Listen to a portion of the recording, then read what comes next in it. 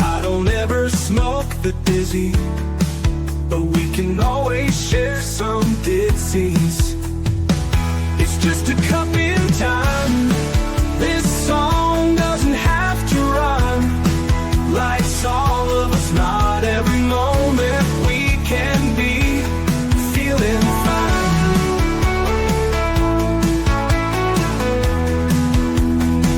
I wanna share a moment, just a second if you will, maybe even a cup of thrill. We could share this performance. It's tea time, come sit with me. Well, welcome guys, Miss Liz in the house, and we are back. We had an incredible afternoon this afternoon with Leslie Davenport, and we talked about climate anxiety. So check that one out. It is live now, so you can check that one out. But tonight we have Angela Haas in the house, and we're going to talk about some romance. We're going to talk about slow burn romance. That is the tea we are serving in the house tonight. So get ready for an incredible tea time tonight. But before we get started, you guys know how Miss Liz rolls. Get over to all those platforms: Facebook, TikTok, LinkedIn, Instagram, Alignable, Lemonade, Clapper, Blue Sky, all those good platforms. Give those a like, follow, subscribe. And if you notice that the guests are on those platforms, follow them as well, because that's how we make a difference, by supporting one another. Also, jump over to the podcast apps: Podbean, iHeartRadio, Listen Notes, Deezer, Apple Podcasts, Spotify. On all the other ones that Miss Liz has mentioned, I'm on all of those as well. So give those a like, follow, and subscribe. Get these tea times out there, because they do resonate with listeners out there, and they do make a difference for the guests that are coming to the table. Then jump over to babyboomers.org. If you're looking to be looking to be on different podcast shows, they have over different 50 shows over there. Miss Liz has been partnered with them for about 4 years, so check that out as well. Give those guys a pitch. There's all walks of life of podcasts over there, so if you're looking to be featured on those, jump on over to babyboomers.org. Now let's get this started with the disclaimer and then a beautiful intro for Angela, and then we're going to get and serve some tea and have some fun with all of you guys tonight. Disclaimer for Miss Liz's Tea Time live show. Miss Liz's Tea Time is a global platform dedicating to sharing real life stories, diverse perspectives, and meaningful conversations that inspire awareness, healing, and connection. I'm Miss Liz is going live using StreamYard. Before leaving a comment during the live broadcast, please grant StreamYard permission to display your name at StreamYard.com.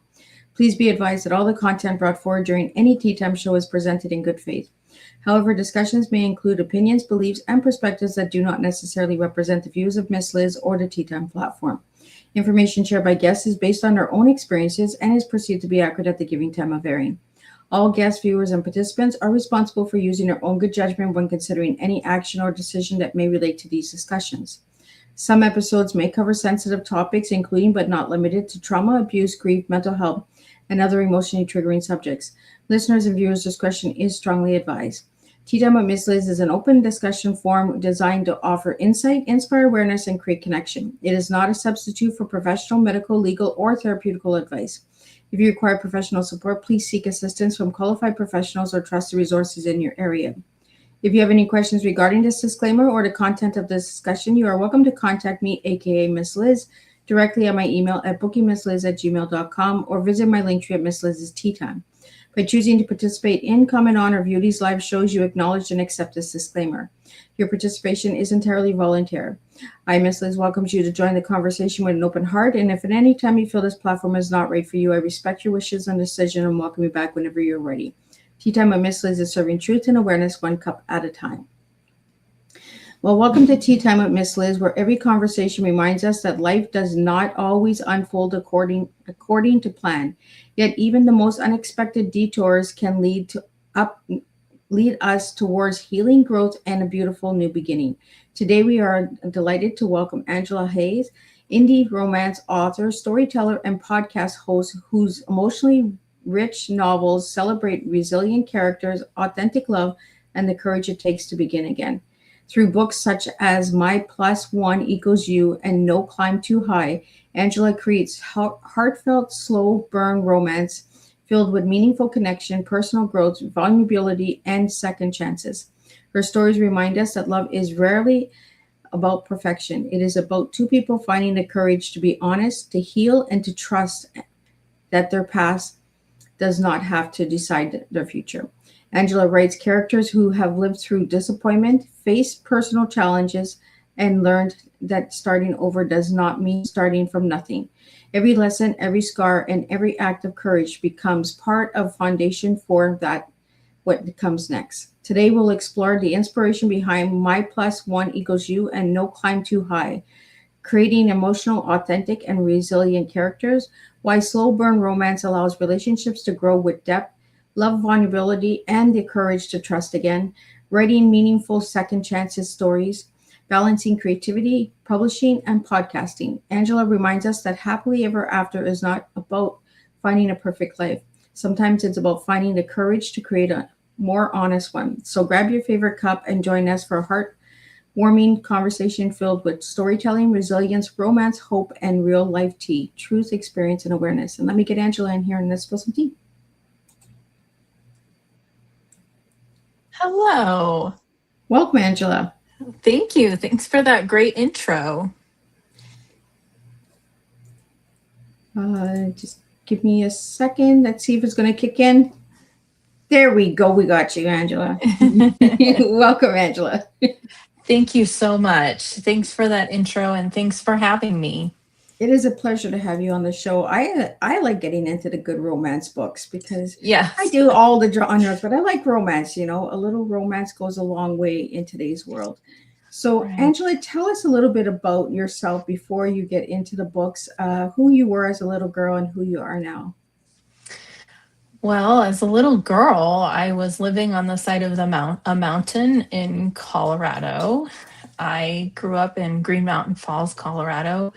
There is no gas station and there's one stop sign in the town. And it was truly just sort of being out in the wilderness and kind of a lonely existence as a kid because there wasn't a lot of other kids. You know, it wasn't suburbia. There wasn't, just neighborhood kids running around. It was me and my brother climbing trees and kind of being on our own because our parents both worked. We're both, I'm a Gen Xer and we're the latchkey kids. And that's really what it was like. So, but I, went to a small school and went off to college and actually started as a theater major, but then decided I wasn't sure if that was going to be my career. And I didn't really know if I could move to LA and things like that. So I started working in a business that my husband and I now own. And I was a writer my entire life because, again, we didn't have technology or cell phones. So to keep ourselves busy, I started writing in spiral bound notebooks, and I still have all those notebooks that I have my early stories in. And yeah, I started actually writing older women superheroes books. And because I really wanted to show that women, we get our powers as we age, not when we're young. And I have 2 of those books out, but then I kind of wrote a romance accidentally. I never thought I could write romance. I never thought I'd be good at it. And yeah, I just sort of cranked it out just one day, just sat down, and My Plus One Equals You is a wedding themed romance because I was a bridesmaid 5 weekends in a row in the year 2000, one after another. I was a bridesmaid, all different weddings, all different themes, Greek Orthodox to a barn in the mountains to a city wedding. And I realized I had so many wedding stories, and that's kind of how I started writing that one. Well, and going to so many weddings in such a short period, you got to see the Yes. different varieties, right?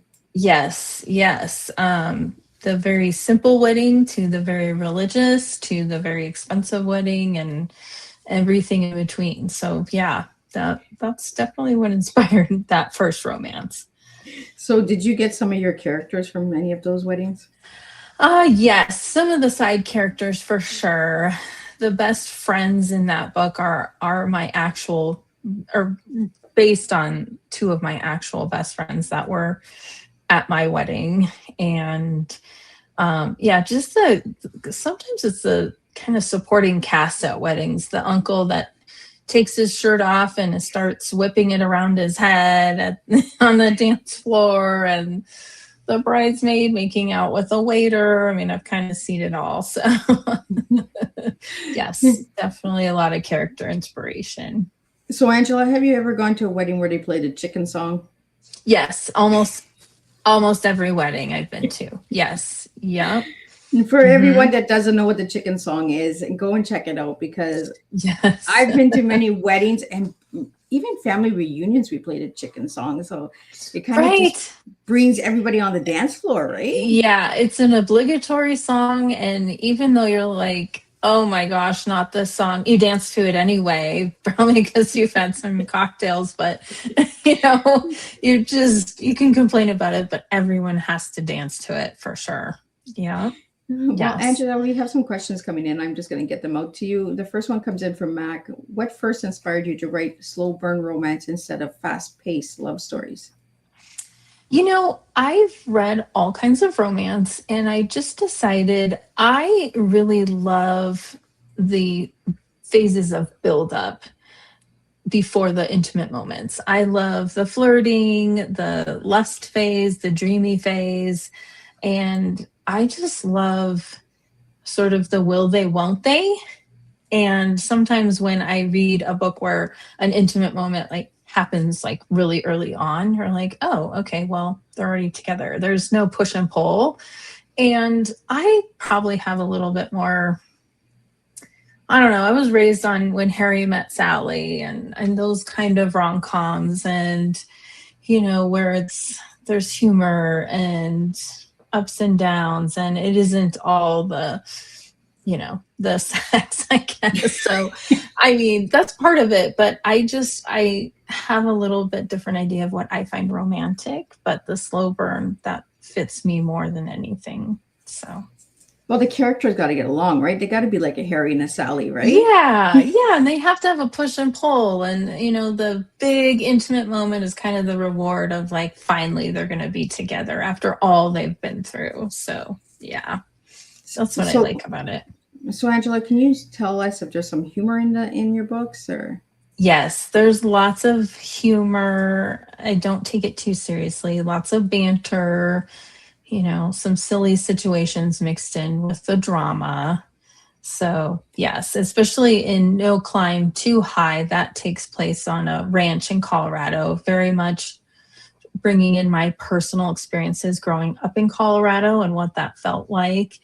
And it's a fish out of water, which a travel writer has to come and do a story on this ranch, which is it's a place where veterans can come home and heal and do things like equine therapy and nature walks and sort of trying to do some healing without sort of the traditional medicine. Not that there's any wrong in that. I wanted to present like some different healing options. And but this travel writer is a fish out of water. So she's from New York going back to Colorado, and there's some funny things that happen with the cowboys. So we got cowboys, we got drama, we got humor, we got it all. Yes, it actually takes you through all the emotions. So, yeah. Well, we have a question here for you again. It was my +1 equals you inspired by real life experience or completely fictional? No, there's a lot of real life. I put a lot of my real life experiences in every romance from some part of my life, but definitely when I was a bridesmaid, seeing every friend I had get married, you're happy for them. There's no denying it, but there's part of you that's like, when is it my turn? Why am I the last single person on earth? And I got to explore those feelings in that, because she is kind of that always the bridesmaid, never the bride kind of person. And so I really could speak to those feelings and what that feels like. But also there's an awful ex in the book that is very much based on someone I used to know. So yeah, I mean, always put a little of my personal experience in the books for sure. Well, Angela, we have a comment here. Congratulations on publishing with Spotted Owl Publishing. What an exciting milestone. Well, actually, so Spotted Owl is my company. Oh, Isn't a publisher. I'm a completely self-published author. And it's just a business decision because when you're an indie author, it is better that you form a company to keep everything nice and tidy because you still have to pay taxes and you still have an account and you still deposit, you still get deposits from KDP, which is the Amazon publishing platform. And so Spotted Owl Publishing is me, essentially. And it's just kind of my business handle of my writing career. So it's just something that it's good practice if you're going to be an indie author. And I've thought about pitching, but the path to traditional publishing is changing every day. And I've weighed pros and cons. I've talked to industry experts, and self-publishing is just better for me because you ultimately retain control over your work, and you can publish now where you will wait on average 18 months if you get accepted to see your work published. And you also have to do a lot of the marketing yourself. They expect you to have TikTok and all the platforms and have followers built in. So I just do it myself, and I sell a lot in bookstores, and yeah, I'm happier that way. so how did you get the name Spotted Owl? Well, I love owls. Part of my other career, I was the gallery buyer for an indigenous art gallery. So I would go to the reservations and speak with, Southwestern Pueblo communities primarily. But I just learned a lot about what owls mean and just kind of their guardianship, and they can kind of transcend, the dark side, the light side. And I just love owls in general. So that was just a perfect thing for me. Yeah, to choose Spotted Owl. So Angela, do you have any owls in your romance? Not yet. Not yet. She's thinking about it. We just planted the seed just right now. No, not yet. Mostly I'm in my Colorado Ranch series. There's going to be a dog in each one. In the first one, it's a bulldog named Jameson. And the second one, it's a Chihuahua named Beans. And so I just going to have a dog first and everyone. But yeah, I actually have an owl sticker right here in my laptop that you can't see. But yeah, owls are like my favorite thing.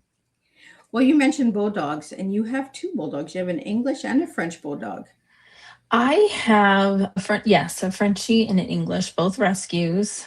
And then you have a mixed German a sheepdog. She's like she's a shepherd mix. So but a shepherd boxer. She has these long boxer legs, but she looks like one of those herding dogs too. She's kind of a mix, but yeah, all rescues and all just my whole heart for sure. So do you plan on putting all of those dogs into your story one day? Probably, yeah.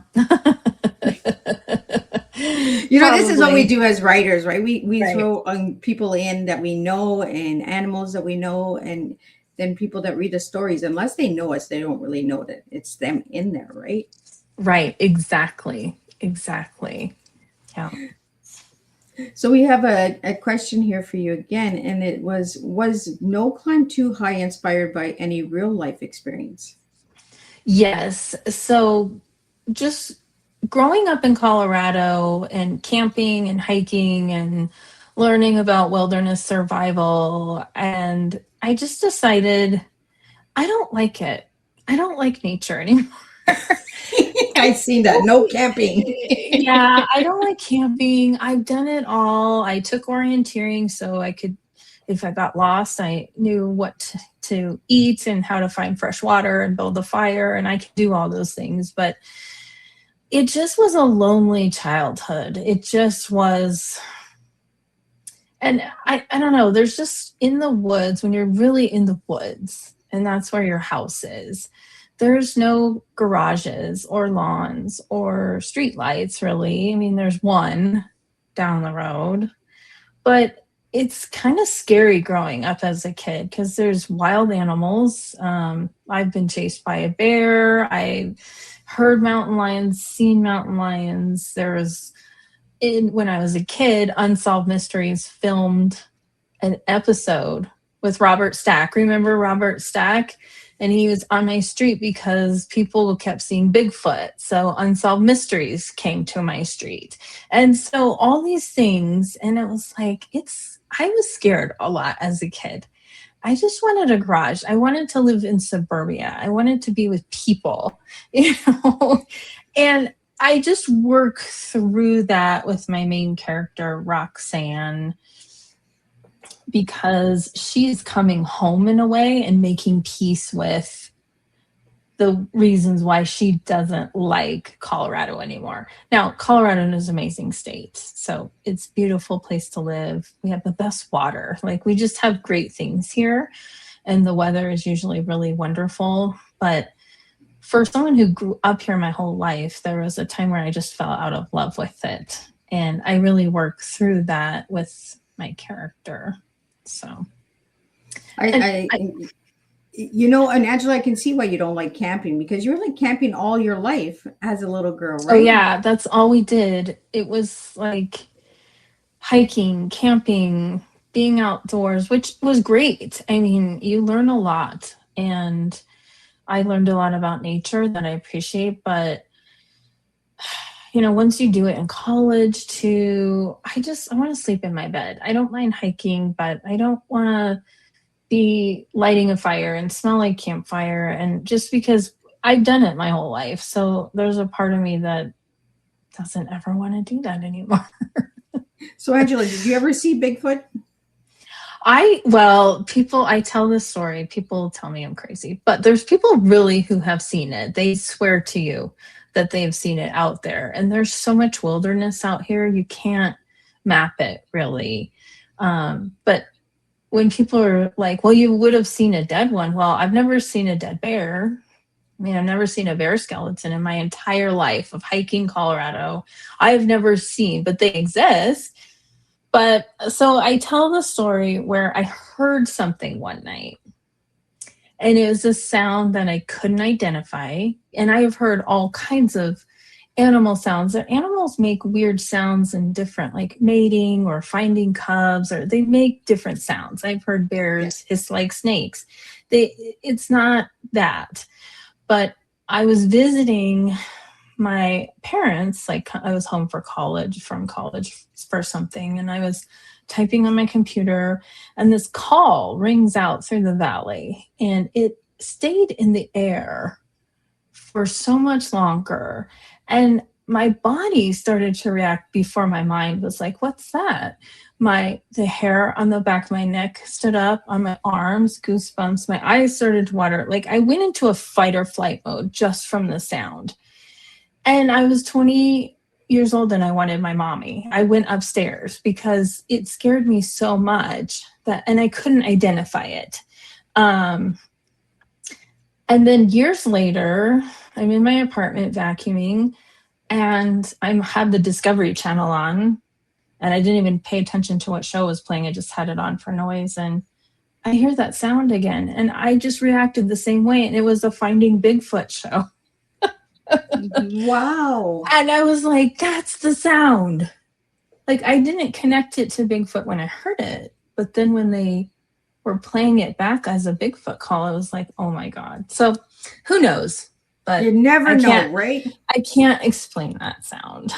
I cannot explain it. Well, and you know, I think like in the Bigfoot net doesn't want us to really know. No. Right? It wants to keep us in suspense, right? It's Yes. like a book.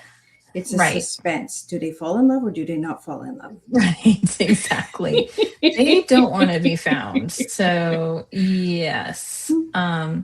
I feel bad. There's been a question up really high. I don't know if we try to answer all of them or how it works, but someone asked a while ago if I had advice for aspiring indie authors. Yes, it's right here. It comes in from Bargain Homes, and it's what advice would you give aspiring indie authors just starting their writing journey? I always tell people it's so important for you to have a community. I started writing, I didn't have a community. I didn't have people I could bounce things off of. I didn't have that support network where you can get recommendations and just have people to commiserate with and to ask advice. And there's a list of communities that I've been a part of that have helped me grow as an author, but that's the biggest one. And the second one, there's so much advice, but really just start writing. Don't get discouraged. Just write what you want. There's all conversations around writing to market, and I want this to sell, and researching your comps, and those are all good things, but there's readers for everything. You will be surprised, but there are readers for everything. And so just write what you want. Well, the next question that comes in is from David, and it's why do readers tell you what do readers tell you most often after finishing your books? I would say the comments I've gotten in reviews and just from messages is they couldn't put my books down, even the romance. And actually learning to write action adventure, like superhero sci-fi, helped me write better romances because I really want you to turn the page. I want you to tell yourself, oh, just one more chapter, one more chapter. I like to write short chapters for the most part. And I tried to write like I like to read, but that always made me feel good that people said they couldn't put my books down. It's always nice to hear feedback, right? When someone yes, the good feedback. Because then you're like, yes, I did it. Yeah, exactly. Well, we have a question here from Rick, and it's what made you decide to become an indie author? Well, I was always a writer. I published little things, here and there, but it was actually during COVID, and I had all these stories that I wrote as a kid and in high school, and I thought, well, I guess I'll look at these and see if there's anything there that I could work with. And I just, started to do some research. I was really involved, like, with classes from Writer's Digest at the time, because that was the resource I had.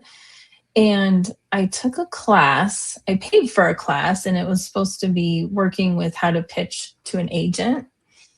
And I went through the class, and they have you where at the end you can pitch to their agents.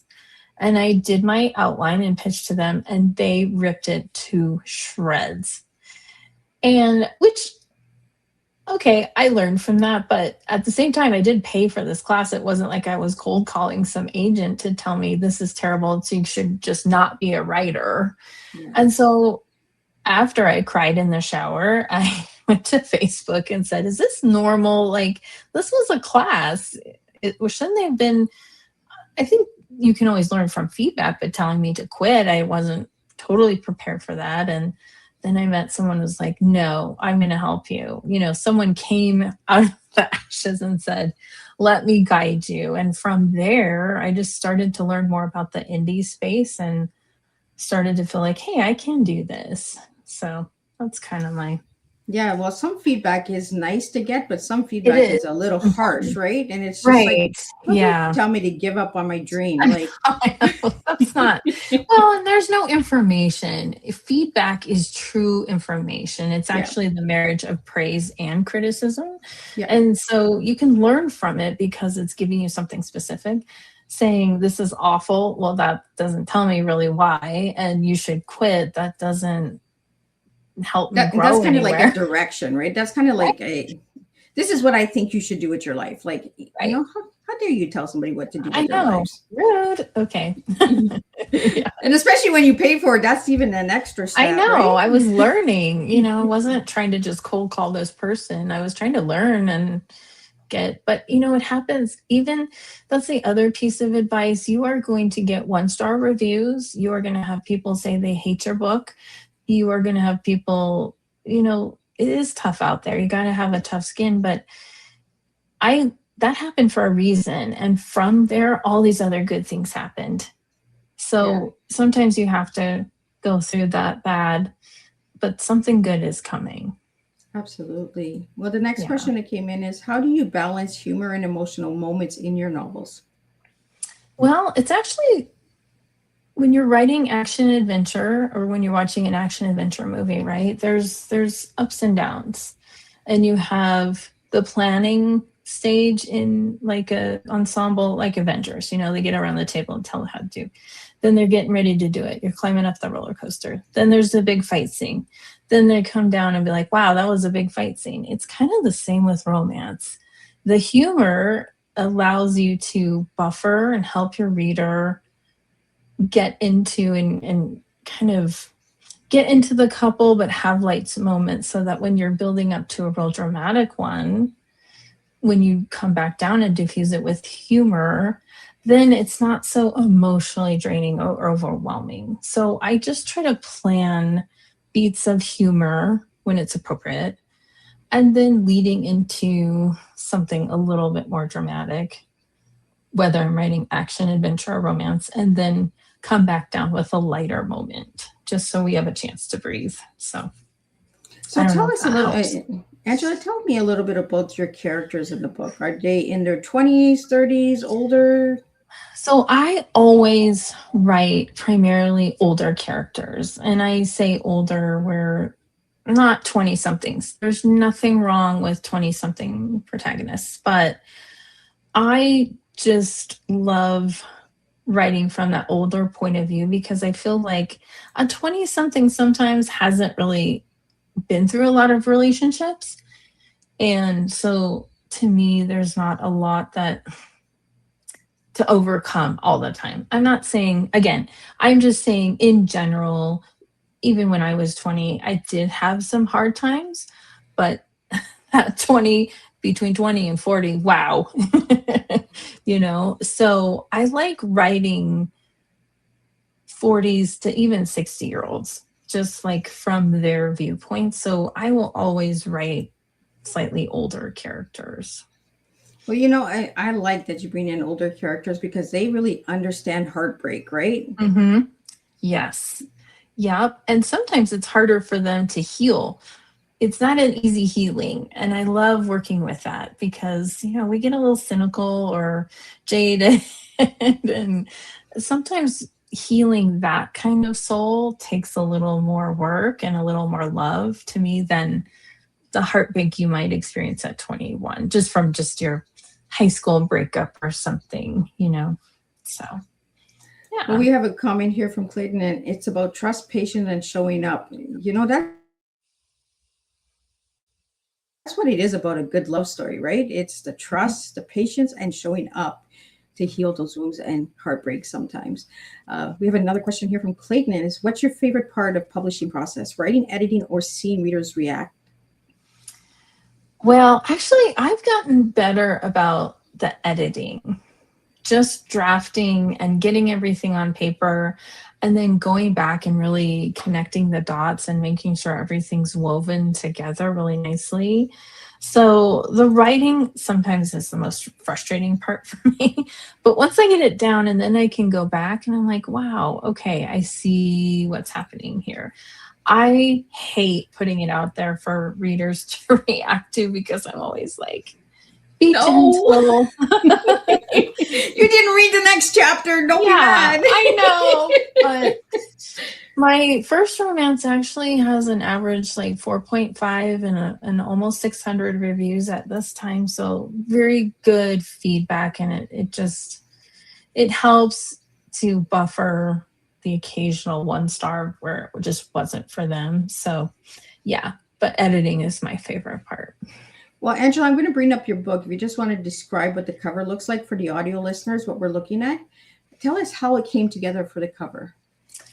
Well, I use an amazing cover designer in New Zealand, and it's Yummy Book Covers, and she's recognized by the Alliance of Independent Authors, something every independent author that should join, just as they have lots of recommendations, communities, and they will help you if like your Amazon account gets shut down. But they recommended this, and she does these digital sort of illustrated covers. And this is set in Scottsdale, where I also live part-time. So I just wanted this to be like my travel guide to Scottsdale as well. Like all my favorite restaurants I put in here, and just the desert, how it feels and how it's different than Colorado. So that's why you have what should be Camelback Mountain in the back. But Scottsdale is a very popular wedding destination, just for an easy destination kind of wedding. And there's a lot of beautiful resorts. So yeah, that's Cam and Rachel. And they actually make a pact because they both hate weddings because they've been burned. And so they say, let's be each other's plus one and get through these next weddings. We're just friends, right? And we're not falling in love, but we're just going to be each other's plus ones, and that'll make these next few weddings easier to bear. So that's kind of what you're seeing there. I like that plus one because, you go to weddings, sometimes you don't want to go by yourself because then you're that oddball, right? Right. And then you're at the singles table. And then you have all the singles coming and it's like, right. No. Yeah, no. You need that person. Well, Angela, I want to talk to you about the podcast because we have a question here from Prophet Power. Is how has co-hosting the Author Next Door influenced your writing career? And we're actually finishing our second year, which is awesome, but it's influenced it because I've gotten to meet guests and meeting you, Miss Liz, through Mickey, who I found on a website, finding podcast guests.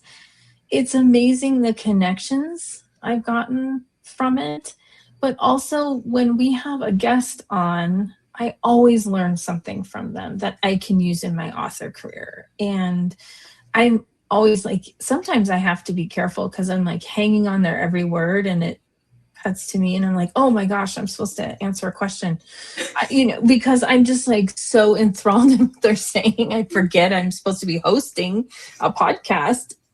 So I've just learned so much from all of my guests. They've just been fantastic. And just that I can kind of give back to the authors. We specialize in authors who maybe publish one or two books and get overwhelmed. Like, what am I supposed to do now? The marketing advice comes at you. The writing advice is still there. You're not starting at 0, but you're not at 100. You're kind of in that awkward sophomore year, right? Where and I've seen a lot of authors quit, and I'm here to tell you not to quit, and that, there's always hope and the way out is through. So keep going. That's kind of always our message.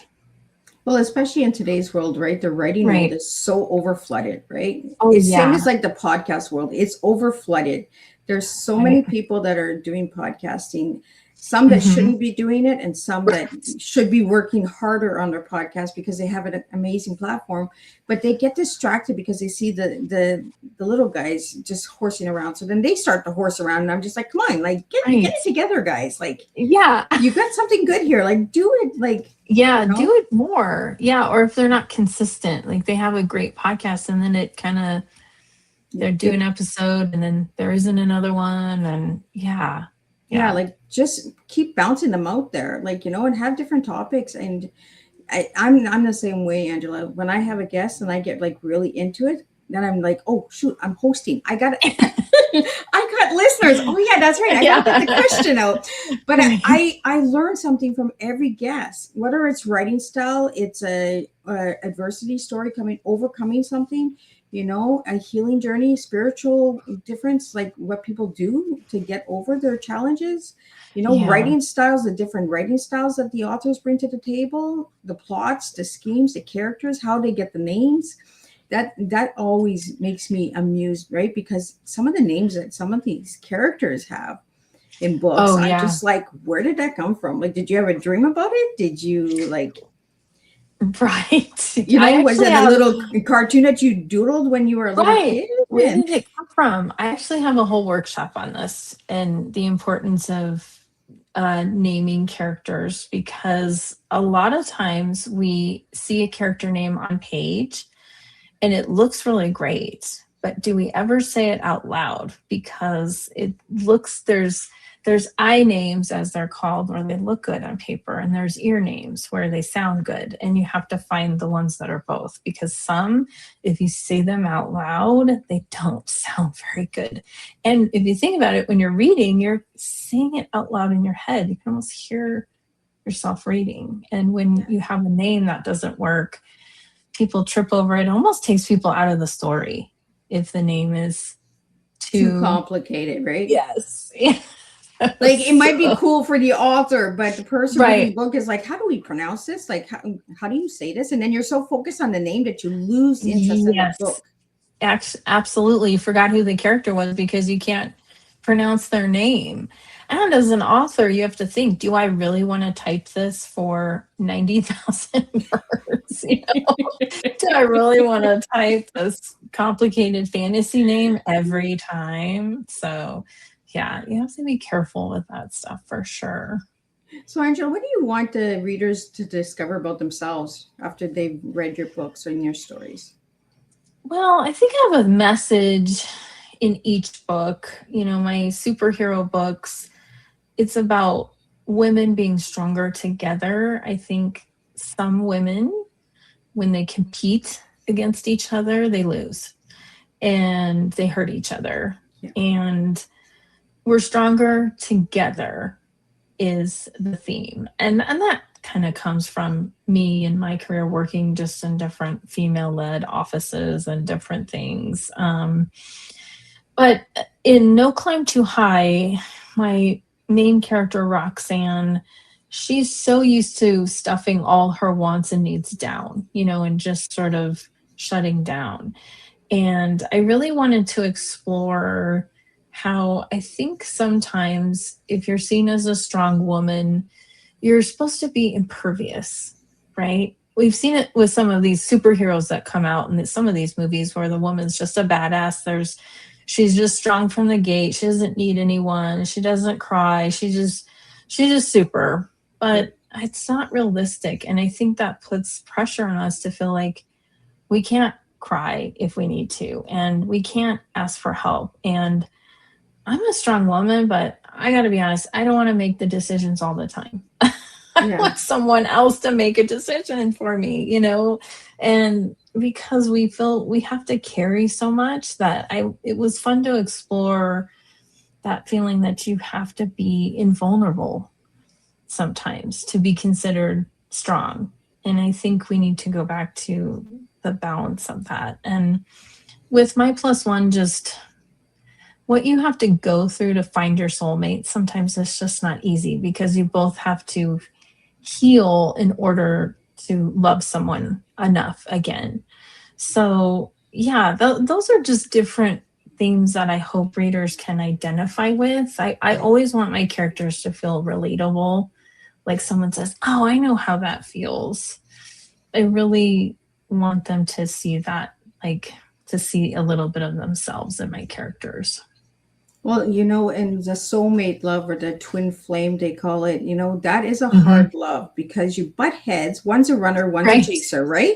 Exactly. And then it reverses, right? Then it's the chaser, then the runner. Like, you know, you get comfortable and then you're like, oh, no, there's something not here again. So then the opposite one starts to run and the other one chases, right? So it's just back and forth. Yeah.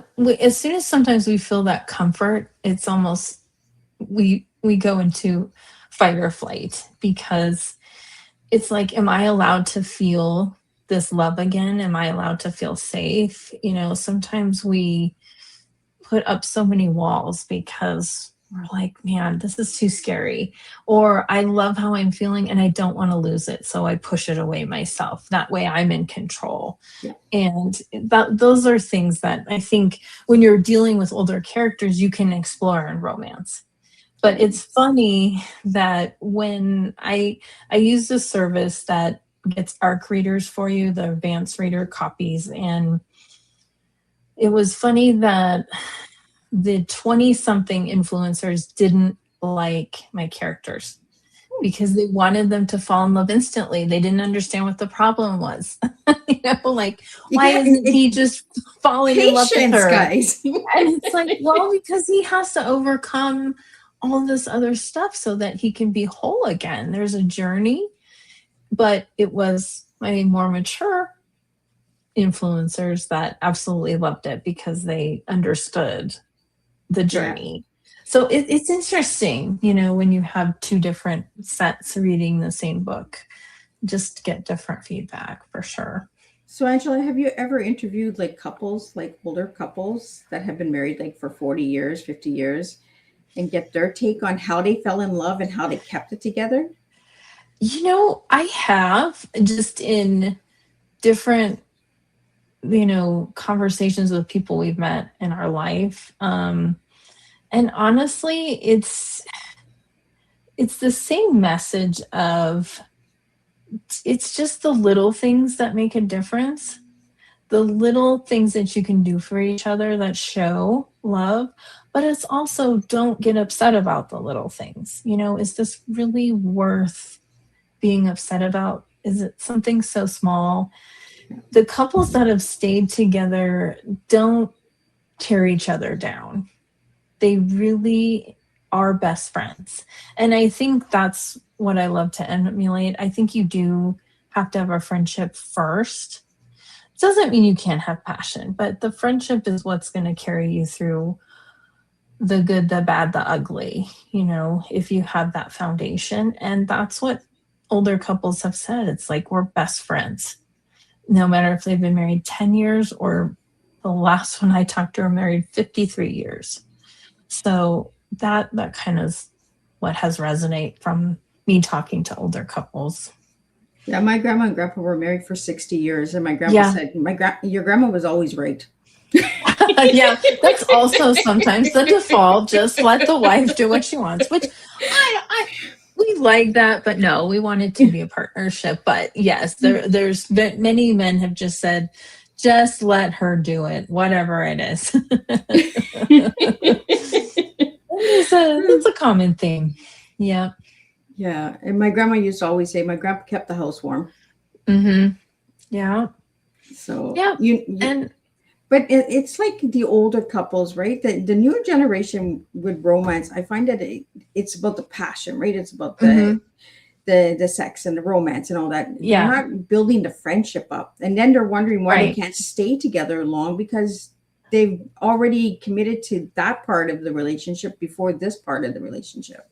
Yeah. And I've seen that just even some of the romances I've read where it's a younger couple and it's the man who's slept with every girl on campus. And to me, I stop reading because I'm like, well, he is who he is. I don't think love is going to change this guy. He's always going to be a player.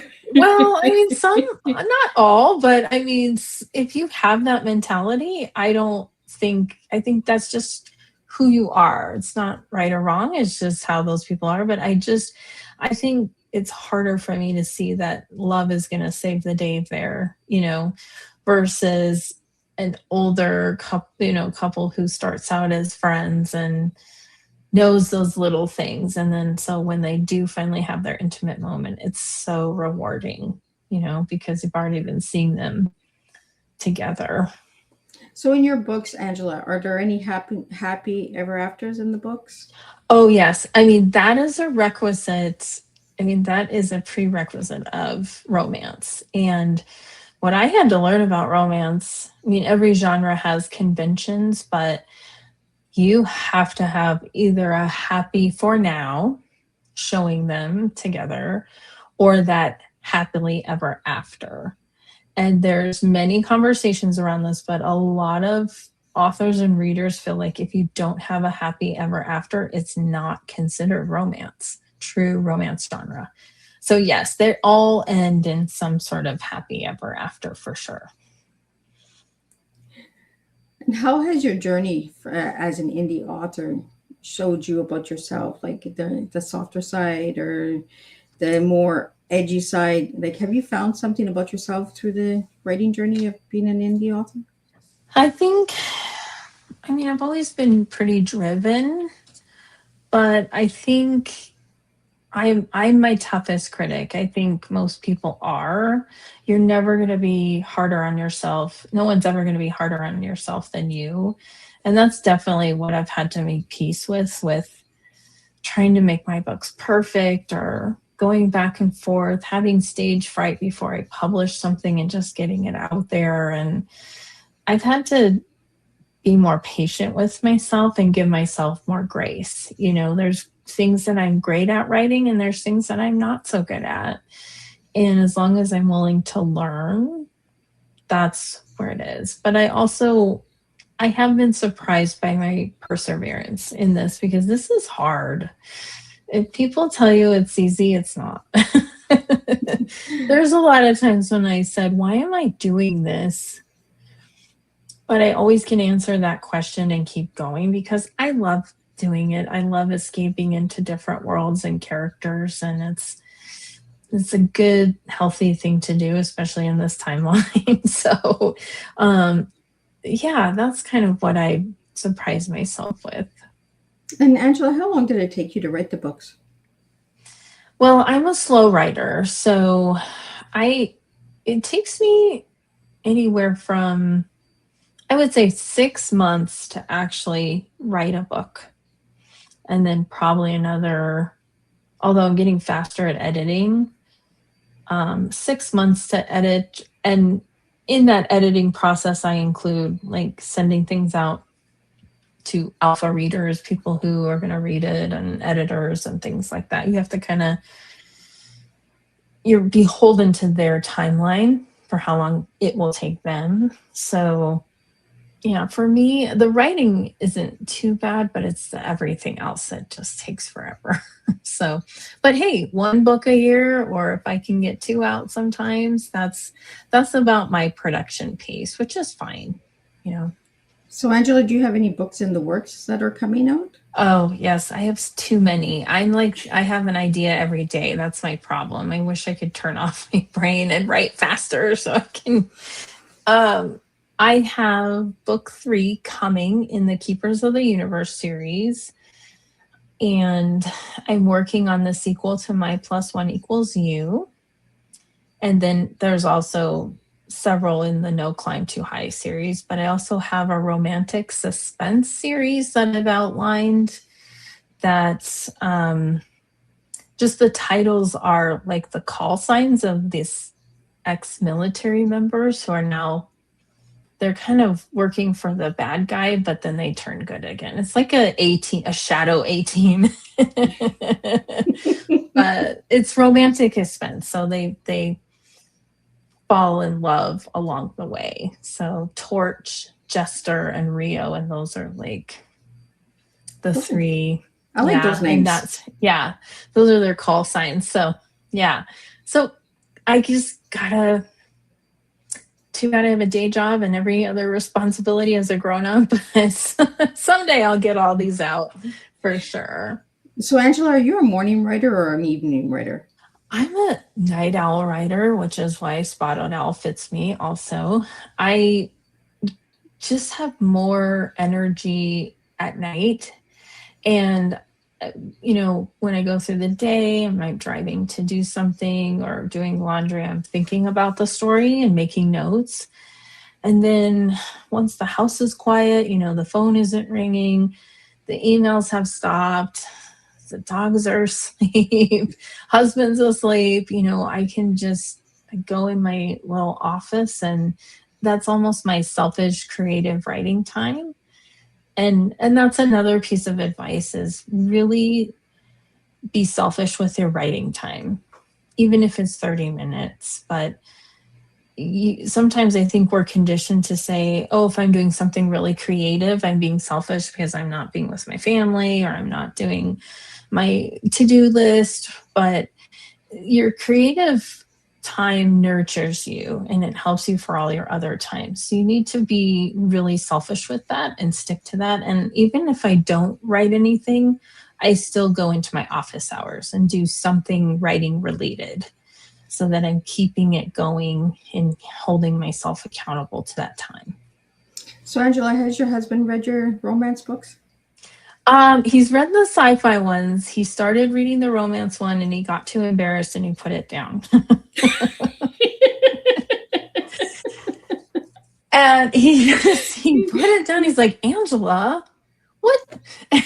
But listen, my spice level compared to other people's, like I'm a real middle. I don't use like the graphic descriptions of anatomy.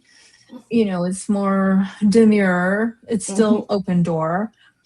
But I had to tell my husband, like, the romance template is, you can't really stray from it. You do have the phases where there's the meet cute, then they're noticing each other physically, because that's all we haven't talked to the person. We're just noticing them or seeing them across a room. And yes, there's a science to the things that you're attracted to, the way someone looks. That's a science that it's in your DNA, what you're attracted to.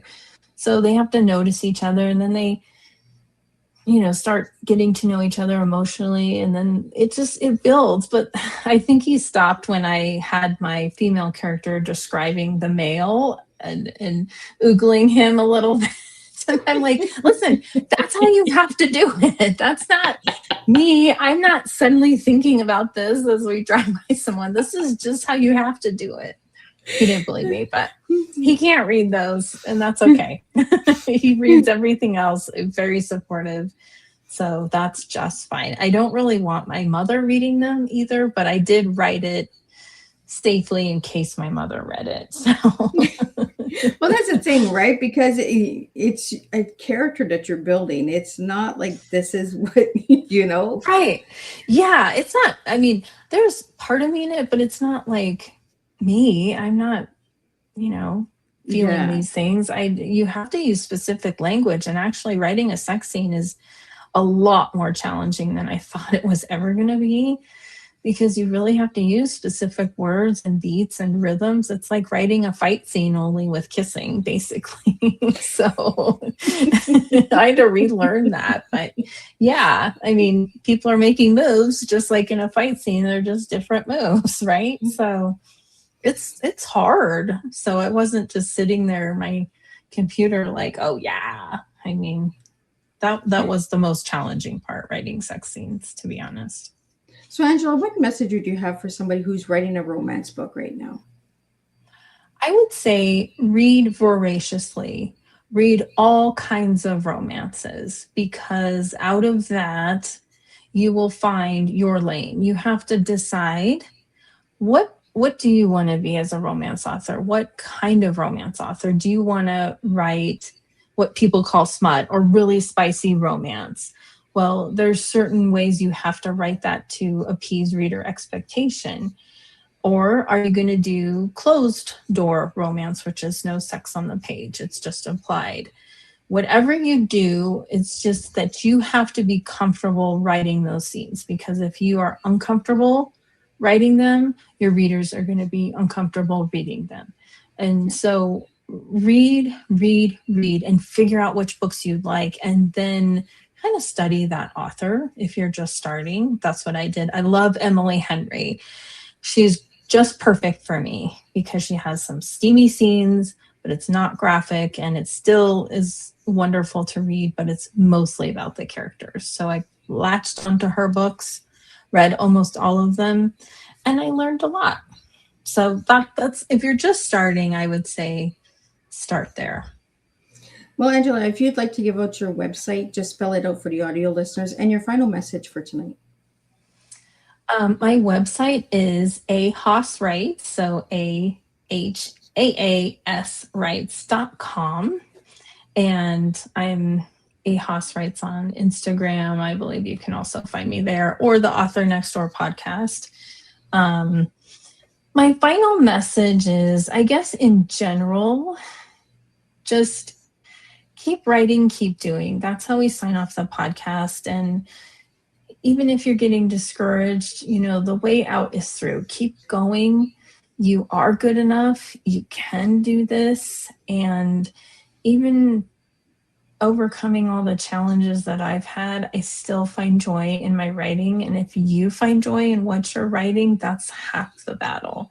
So just keep going and keep doing. Well, thank you so much, Angela. I really enjoyed this conversation tonight and I getting did to know your too. writing This style was and so all that. fun. And getting to know a little bit You. about Bigfoot at the same time, Oh, right? yeah, it's real. Just wait. Well, I want to thank all the viewers and listeners that came in, the ones that came in with some questions in the studio. Thank you for Yeah, that. thank you. I'm just going to do a quick recap of what tonight's tea time is with a little bit of takeaway. And then I will see everybody tomorrow for the final 2. That's right. This week we've done 8 tea times. So it's been a crazy Wow. week. What a warm, thoughtful, and beautiful, hopeful conversation we have shared tonight. Angela, thank you for bringing your creativity, honesty, and love of meaningful storytelling to the tea time table. Tonight's conversation reminded us that romance is not simply about grand gestures or perfect endings. It's about emotional courage. It's about allowing another person to see who we truly are.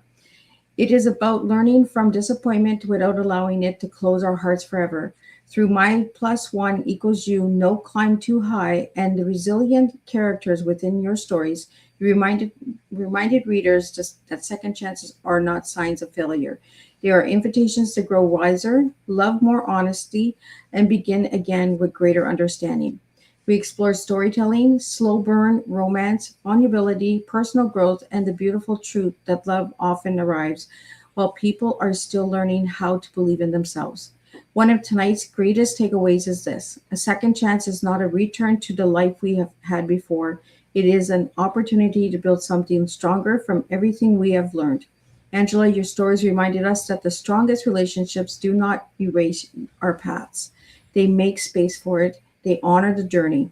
They allow two imperfect people to grow together without asking either one to pretend they were never hurt. As we close tonight's tea time, I would like to leave everyone with this thought: what new chapter might become possible if you stop treating your past as a permanent ending?